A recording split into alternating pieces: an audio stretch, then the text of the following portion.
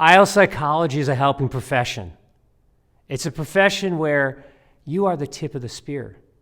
This work happens with you, but often through you. And so it's important that you develop.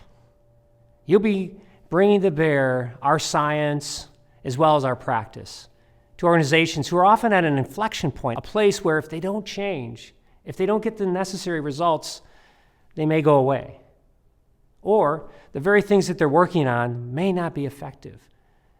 They may not develop the cure that might do away with a particular disease, let's say. Or they may not develop a technology that might make us all more effective and be more competitive in this world. But this all happens through you.